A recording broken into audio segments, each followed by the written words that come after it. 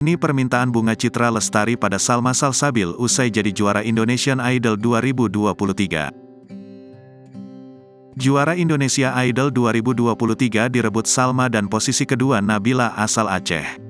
Banyak pujian datang kepada kedua finalis karena keduanya sudah tampil maksimal.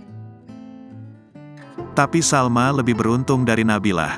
Penyanyi dan pemain film Bunga Citra Lestari berharap Salma Salsabil bisa menjaga eksistensinya di industri musik Indonesia. Salma Salsabil adalah juara Indonesian Idol 2023. Sebagai juara, Salma Salsabil berhak membawa pulang hadiah uang 150 juta rupiah dan 1 unit mobil. Salma Salsabil menjadi juara Indonesian Idol musim ke-12 setelah mengalahkan Nabila Takiyah di babak grand final, Senin, tanggal 22 Mei tahun 2023, malam.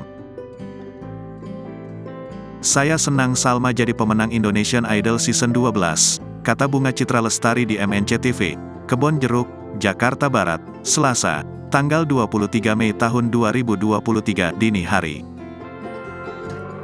Menurut Bunga Citra Lestari, Salma Salsabila layak menjadi juara Indonesian Idol karena konsistensinya di panggung spektakuler show. Setiap minggu, Salma Salsabila memberikan suara dan penampilan terbaiknya. Salma konsisten dari awal sampai akhir Indonesian Idol, hampir tidak ada kurangnya, ujar Unge, sapaan Bunga Citra Lestari.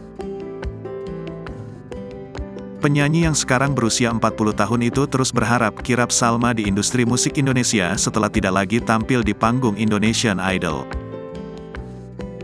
"Aku berharap Salma punya single dan album solo," ucap Bunga Citra Lestari.